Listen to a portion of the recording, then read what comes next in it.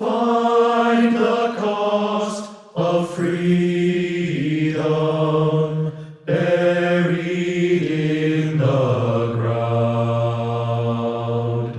Mother Earth will swallow you. Lay your body down.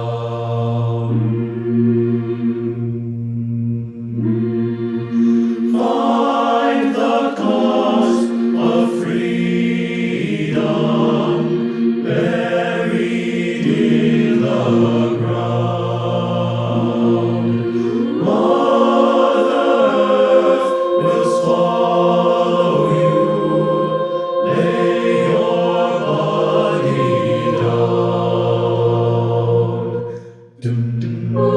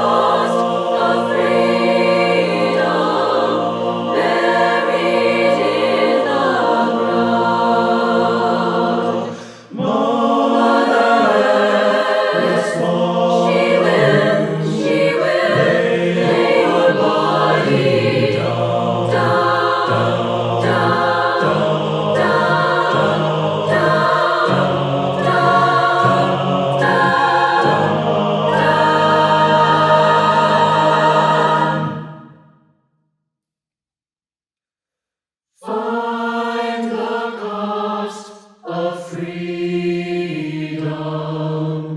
buried in the ground.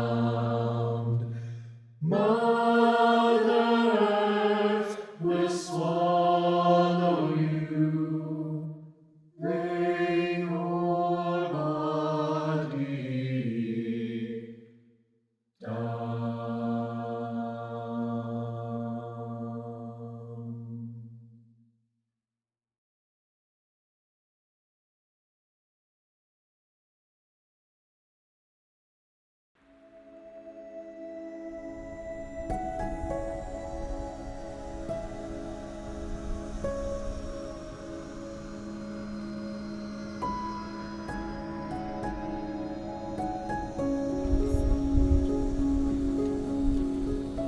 Located right beside Taylor Hall is a parking lot, the parking lot that 4 students unfortunately passed away during the May 4th shooting. And I have parked in that parking lot, I have walked across it, I have talked to my friends while walking across it, and I think there's something incredibly powerful about something that people encounter daily, having such a wound located there. I really am grateful that I have been able to attend Kent State and been around what happened with May 4th and been able to exist in that space, because it fires me up, honestly, every time I see it, to just keep fighting, because some of the things that they were fighting for back then we're still fighting for now, and we can't become complacent. Complacency is that is a privilege, and one that we cannot afford.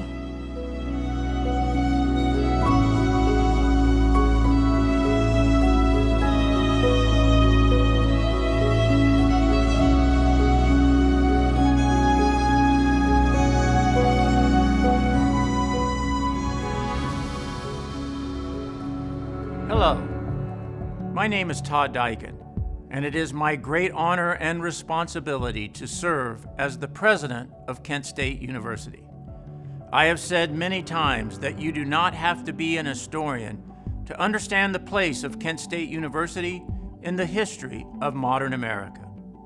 but I am an historian, and I do appreciate both the seminal place of our university in our nation's history and our ongoing responsibility to share this history and the lessons of May 4, 1970. It is also my great honor to announce the creation of 4 scholarships, each of them bearing the name of a student slain on May 4, 1970.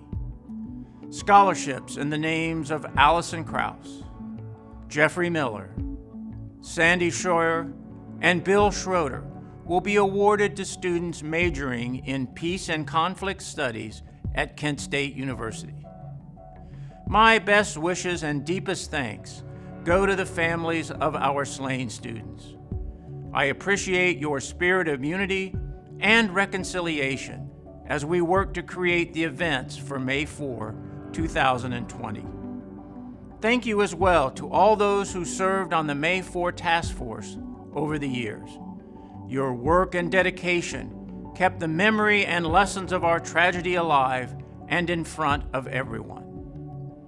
I have been most gratified by and impressed by the work of the May 4 Advisory Committee.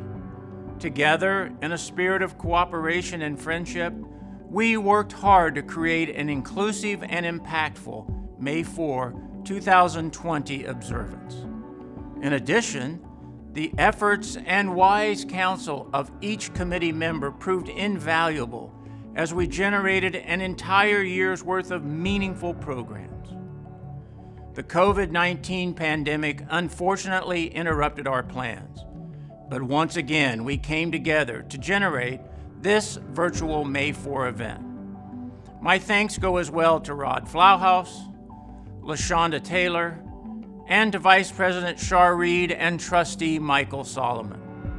Of course, I thank each and every one of you watching right now for your role in keeping the memory of May 4, 1970 alive, and for helping us teach its lessons of the importance of free speech and the dangers of polarization and division.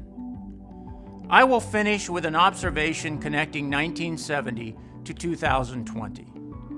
In the aftermath of the shootings, our faculty acted in ways big and small, immediate and long-term, to protect our students and to ensure that these students finished the academic quarter even though campus was closed. In 2020, our faculty likewise came together, acting in ways big and small, to swiftly move to remote instruction in the face of a pandemic, thereby ensuring that our current students will finish this academic semester even though campus is closed. If one person personifies our great faculty then and now, it would be Emeritus Professor of Sociology, Dr. Jerry Lewis. Thank you, Dr. Lewis, for more than a half of a century of dedication to Kent State, and thank you to all faculty, past and present. We should make no mistake about it. What happened here 40 years ago had very little to do with rocks and bottles and snipers. It had everything to do with the right of free speech and the right of free assembly.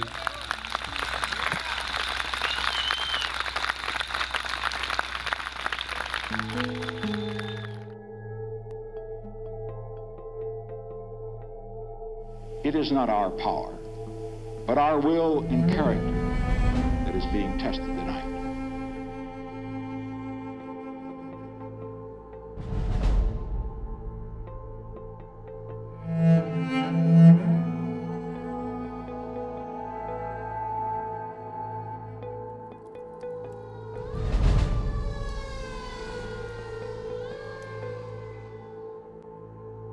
They only have one thing in mind, that is to destroy higher education in Ohio.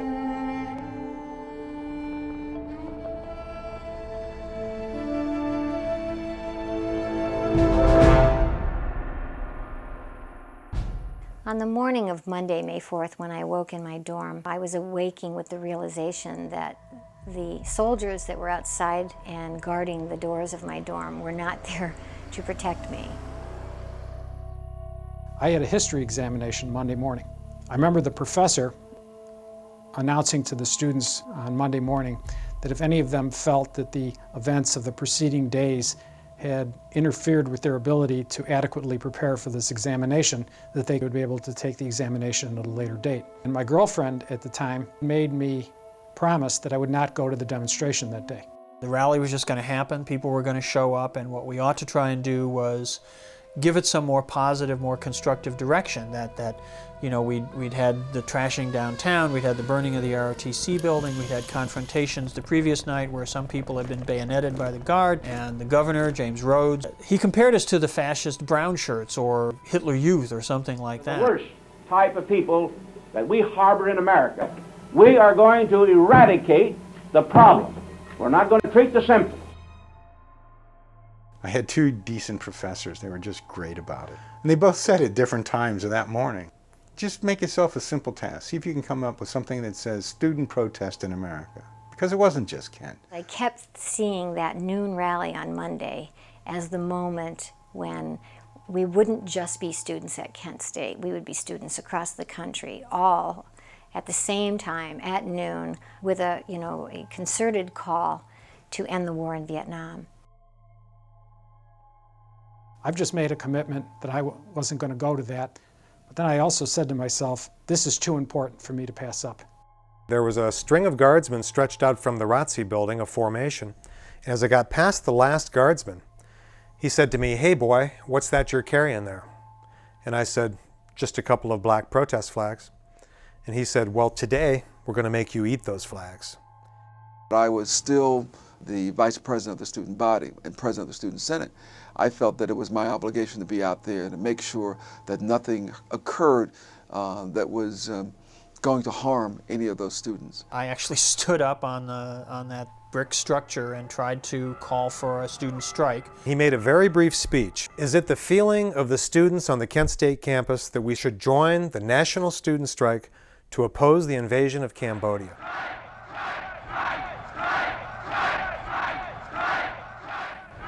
The guard on campus, Governor Rhodes' rhetoric, and that betrayal Sunday evening, there was an extra edge of anger and frustration. One of the National Guard jeeps drove up to the front. And they started reading an order for everybody to disperse. There wasn't anything out of control. We had a right to be there, and they could not stop us from speaking. We were not an unlawful assembly. Get the hell off our campus. Then, of course, it's tear gas time again. Tear gas began to arc over the crowd, into the crowd. By then, we'd gotten fairly good at being able to pick up the cool end of the canister, because the other end's hot, and toss it back, returning the favor. The National Guard started marching toward us. They had on helmets, gas masks, and they were carrying M1 rifles with the bayonets attached. And I was among hundreds of students. We ran up over Blanket Hill. The guardsmen came marching across the commons. They followed us up the hill, past the pagoda. We all ran down the other side of the hill into the Prentice Hall parking lot. We started picking up whatever we could and trying to throw it at the guard. Of course, we were at the bottom of a hill. It was not a really good strategic position. We didn't have steel helmets and gas masks to protect us. The tear gas exchange stopped and students started chanting, "They're out of gas." And then I see this one student with a black flag, once the guard had stopped, sort of slowly work his way, and I'm saying, wow, there's my picture. And I stood there, I waved my black flag. I knew my life was in danger. But at that time, I thought, if I have to risk my life to make the most powerful statement I can make, I'm going to do it. I walked up behind my brother and I said, "Alan, they're aiming right at you. This is getting really shaky." And just as I said that, Troop G just started to move away in a V formation and start their ascent up the hill. And I asked him to come back to the parking lot.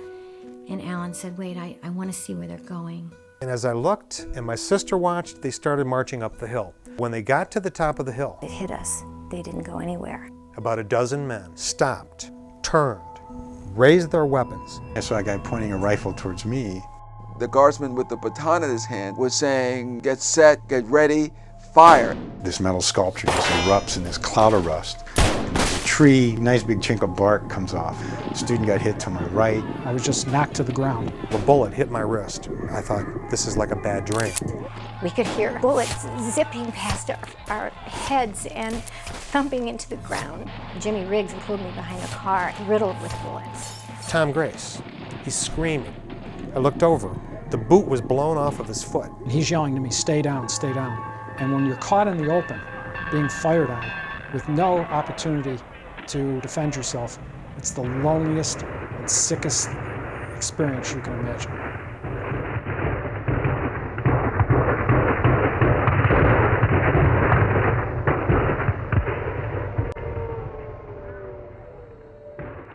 When the shooting stopped, this silence fell.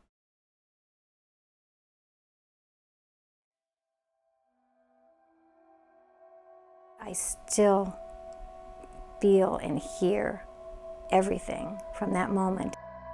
One moan and one cry and one scream was joined by more and more and more. This collective cry of anguish. No, you did not do this. You did not do this.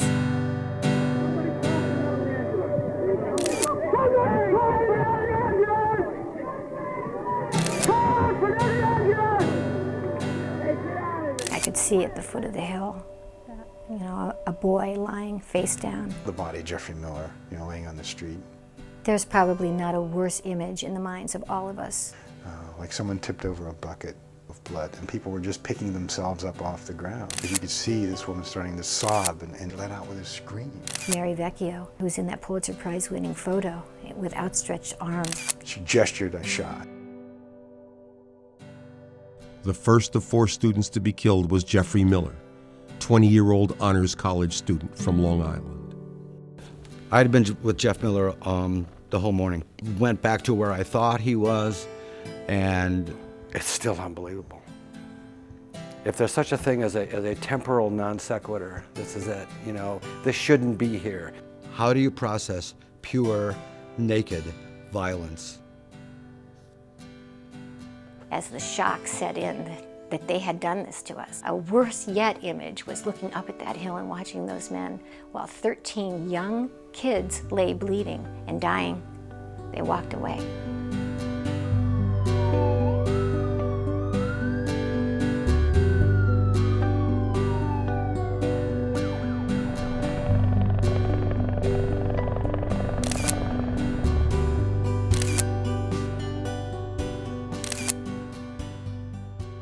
Many of us then just ran around aimlessly, looking for the people that we loved, trying to make sense of it all. I didn't even know I was running past where Allison Krauss was dying in the arms of Barry Levine.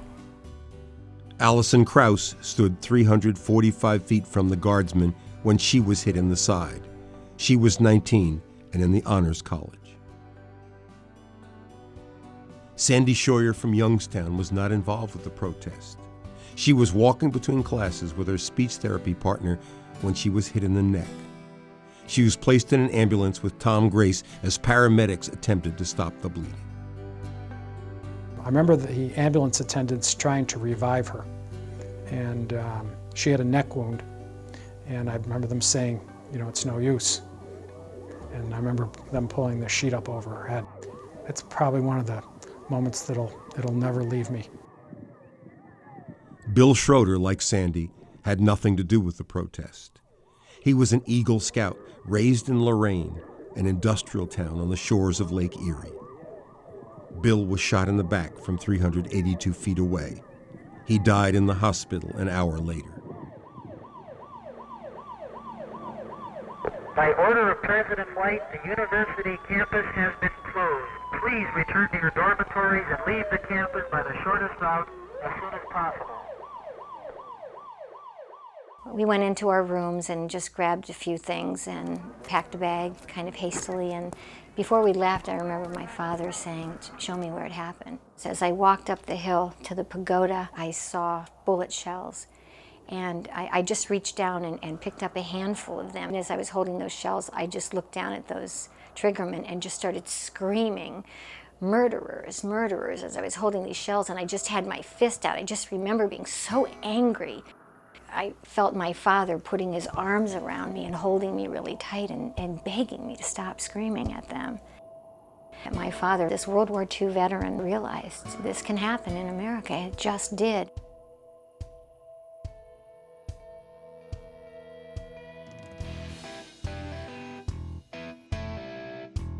The next day, John Filo's photo made the front page of the New York Times. Across the nation, Kent became a rallying cry as nearly 3 million joined a national student strike against the war. What is it in the makeup of the American psyche? What is it in our country that we will come to that point where we will shoot down innocent young people on a college campus? I think it changed America, changed the way we do things forever. I would never, ever forget what happened at Kent State. It's currently 12:23, so we're going to get ready to get started. When 12:24 strikes, we will be ringing the victory bell 15 times. 4 times for the 4 students slain at Kent State on May 4th, 1970, 9 times for the 9 wounded, and 2 times for the 2 murders at Jackson State.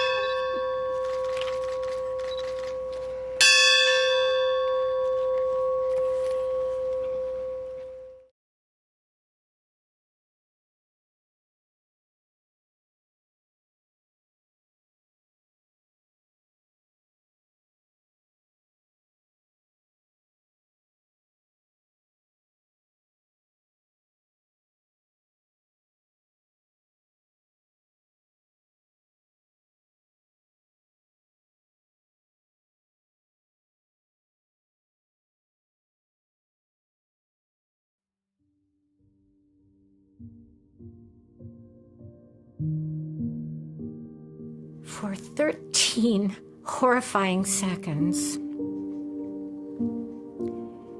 we wondered about all those students out there in the open who didn't find a car or a tree to get behind. That's what I remember thinking the entire time I crouched and waited for 13 horrifying seconds. When the gunfire stopped, I think every one of us who was there will recall the deafening silence.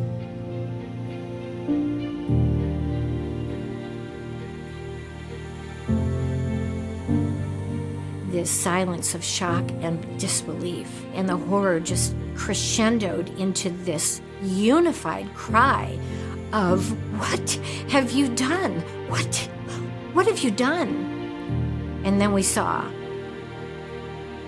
all around us what they had done.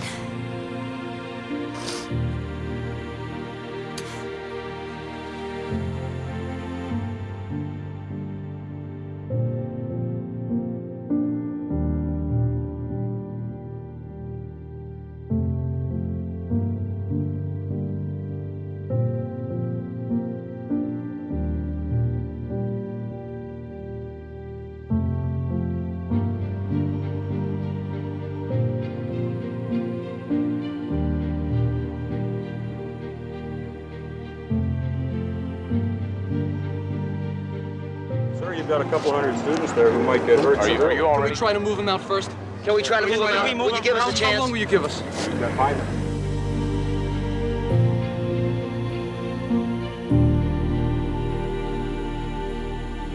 Please listen to me right now. Wait a minute, hold on! I am begging you right now. If you don't disperse right now, they're going to move in, and there can only be a slaughter. Jesus Christ, I don't want to be a part of this. Please, I'm begging you also. Follow me out this way.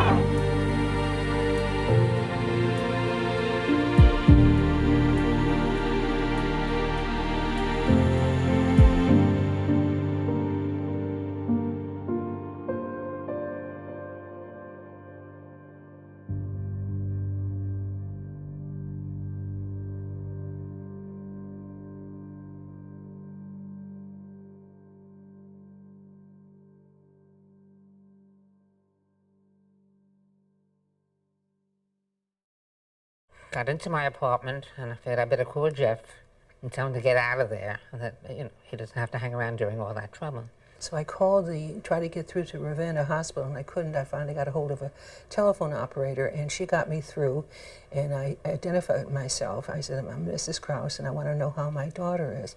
I want to talk to the administrator. I called his number, and it rang, and then a young man answered, and I said, let me speak to Jeff. And he said, who is this? And I said, it's his mother. And he said, he's dead.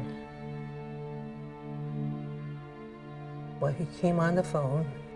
He said, oh, she was DOA. And that's how I found out my daughter was gone.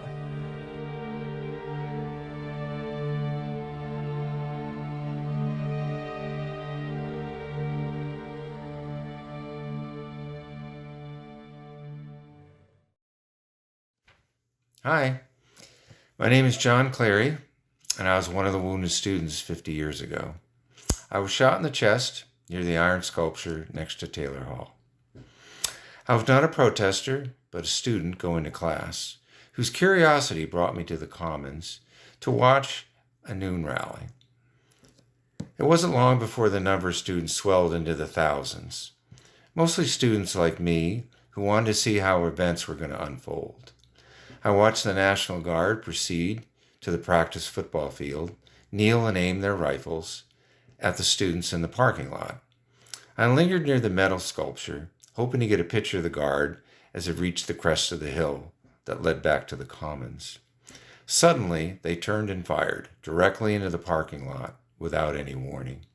I was caught in their line of fire, falling immediately after being shot. My next recollection was in the hospital, awaiting treatment. I was roommates with Joe Lewis and Dean Kaler, witnessing their pain and agony as they struggled with their wounds.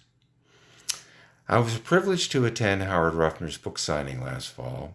We were bound together by a picture of me on the ground, which he took, which made the cover of Life magazine. But another picture that had a big impact on me is a picture of me on the ground, surrounded by accordion people, protecting me from the Guard, and several people tending to my wounds, including Joe Cullum and Brother Fargo. This is the picture I'm referring to right here.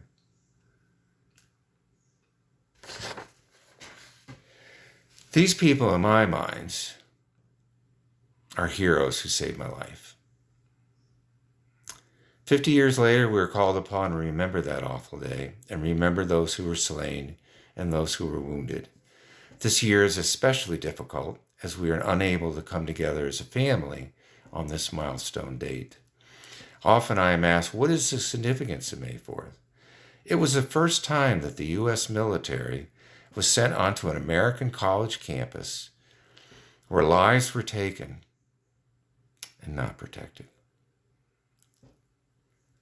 It polarized campuses across the nation to express their outrage over the Kent State killings and shut down many college campuses in response to the killings. Why do I attend the commemorations now? It's an opportunity for me to show my respect and remember the other wounded students, those who were witnesses of that day, those who actively put on the May 4th commemorations, and those whose lives were cut short. It is up for us who are there to keep the memory of May 4th alive and hopefully teach a new generation of students never to forget the historical import of what occurred that day so that it'll never happen again. Thank you.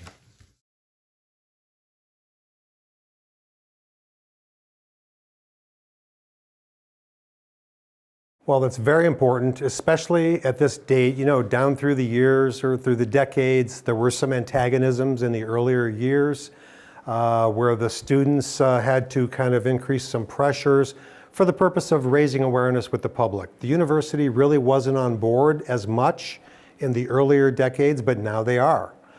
In fact, the university, especially the last 2 or 3 administrations, Dr. Warren, Dr. Lefton, and Dr. Cartwright, the 3 presidents, I think, have stepped forward during the last 20 years so that the university has embraced the educational imperative. It's been their duty for a long time. And now to see the university administration, the faculty, the students, everybody's on the same page. And I think this is just a much better situation to see the administration and the trustees embrace this issue, because really this university is where the tragedy happened, and the university has a duty to the 4 students who lost their lives to make sure this doesn't happen again.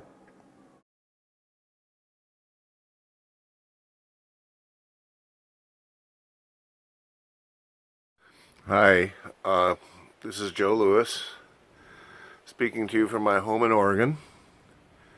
I'm very sorry we're going to not be able to get together for the 50th commemoration ceremony or celebration. For me, it was always a bittersweet reunion. I'm very glad to be able to get together and honor the memory of Allison and Sandy, Jeff and Bill. And I'm also happy when I can get together with my blood brothers, a group of very kind and wise men who share a unique experience in life. I'm glad for the participation over the years of the May 4th Task Force, their various leaders, and the students at Kent State University who join us each year for the commemoration. I'm happy to say I've only missed a couple in the last 30 years and would have been there this spring as well. It's important to underscore the importance of peaceful protest and to protect it as a value in our society. The free speech and free assembly rights that we exercised at Kent State on May 4th, 1970, but also to remember the tragic deaths and loss of Allison and Sandy, Jeff and Bill. After 50 years, I don't think about the Kent State shootings every day. I focus on my life and my occupation, but mostly my family. I'm a father and grandfather, and it just adds to the tragedy for me that those 4 would also likely be grandparents at this point in their lives. So that for me the sadness continues and the loss only grows. It's a crime that no one has ever accounted for. And bigger than that, it's a crime in our society that the media was manipulated to make it seem like the victims were the criminals. Like peaceful protest was a criminal act. I think that's the most important thing to take away, that we can never have this kind of incident again. First of all, we need to allow for a peaceful protest and dissent from government policy.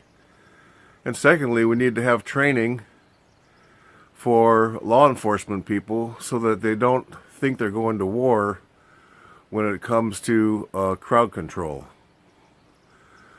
I want to acknowledge the work of many, many people, most of whom I won't name, especially in my mind today is the work of Carol Barbado and Laura Davis, Carol comes to mind, may she rest in peace, because she said she would never miss a May 4th commemoration. And I'm so sorry that she's no longer with us and that we won't be together as a group and as a family this year. So, good health and joy to you and peace. Thanks from Oregon. Even in the face of violence, even in the face of a National Guard who did have guns, and regardless if students knew that they had bullets in their guns or not, they were still standing in the face of violence, and they were still willing to speak about things that were passionate to them, even at the very local level at Kent State University, about a very federal issue. I think students my age should look at the issues that are facing us today and act. Why are we not more upset about, for instance, the price of college tuition? Why do I have to choose between getting an education and surviving? That shouldn't be a decision I have to make, but those are things that I have to consider. Until I visited the Vietnam Memorial for the first time, I knew it was this big black slab of granite that you could see your reflection in, and that had the names of all of the soldiers that died in Vietnam on it. And I walked the entire length of that slab looking for my brother's friend Bill, who died and was buried just less than 2 weeks before May 4th, 1970. I wanted to get an etching of his name, and when I finally found his name right there near May 4th, 1970, then I continued to the right to finish looking, and I noticed for the first time how much smaller and smaller and smaller that granite memorial got. And I saw the visual representation of the impact of the student anti-war movement, because the war began to wind down. And I'll never forget how I felt when I walked to the very end of it and saw that last name.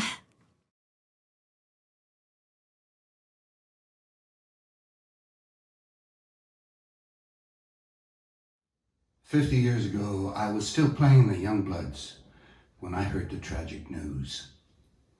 So for the months following Kent State, I would sing Get Together with extra hope. Hope that we would find a better way to settle our differences. I still carry that dream to this day. Still sing this song.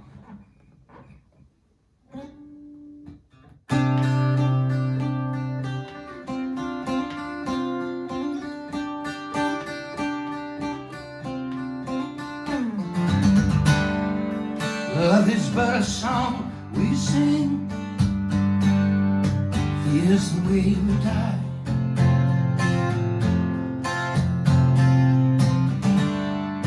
We can make the mountains ring,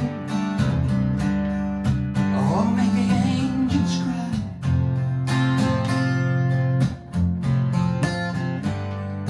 Though the bird is on the wing,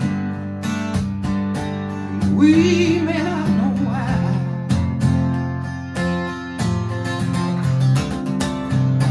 Come on, people now, smile on your brother. Everybody get together, try to love one another right now.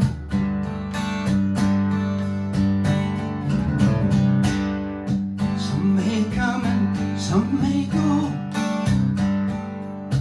People we will surely pass.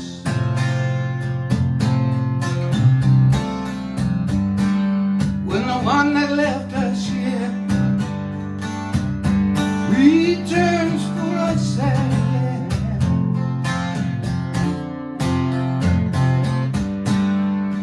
we are but a moment of sunlight, and we're fading in the grass.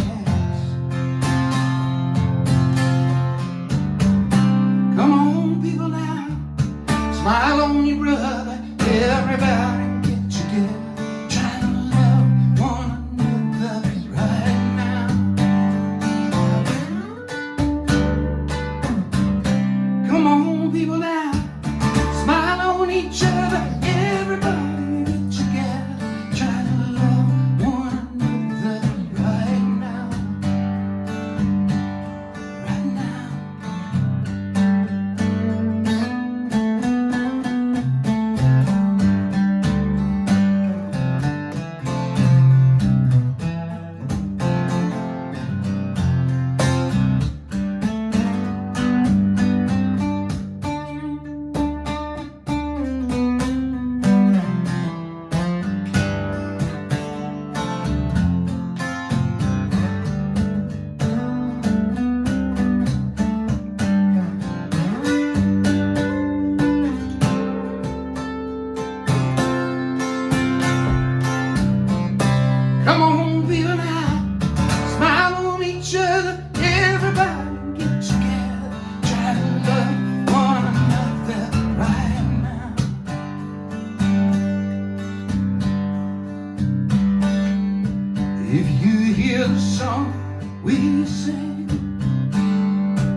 Well, you will understand.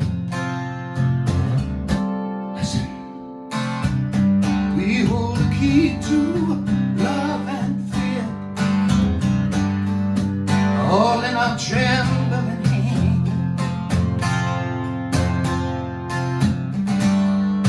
Just one key unlocks them both. It's there at our command. Come on, people, now, smile on your brother. Everybody get together, try to love one another right now, right now.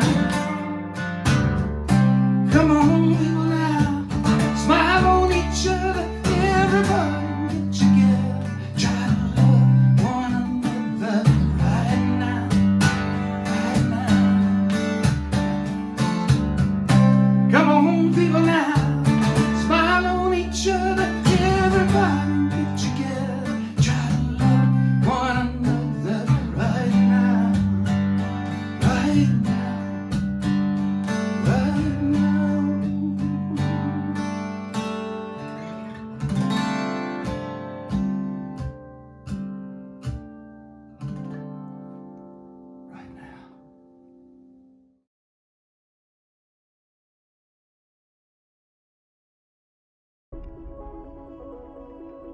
Thinking of you, my dear sister, Sandra Scheuer. How can I tell you? I can't think of the right words to say, that I'm always walking with you, but you aren't there. 50 years have passed, and I'm saddened to think of the lives lost in the 60s. May 4th, 1970, changed my life and the lives of my family. My sister was an innocent bystander, but for me, there is some comfort of mind, thanks to those concerned individuals and groups that have been responsible for the truth and the permanent records of the events. By voting to keep the First Amendment to the United States Constitution alive and functioning, we will be working to keep such a tragedy from happening again. Thus, we will protect our freedom to assemble, our freedom of speech, freedom of the press, religious freedom and respect, and the important right to petition the government for a redress of grievances. I am missing you so much. Audrey. One of the lessons that I pulled away from my education about May 4th is this idea of learning to think for yourself and standing by what you believe. You need to encourage others to do the same, even if they disagree with what you believe. On May 4th, 1970, I was 50 years old with brown hair and 2 good legs.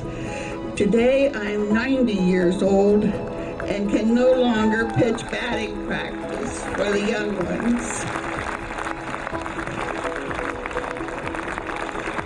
The death of a child is very heartbreaking, but life goes on.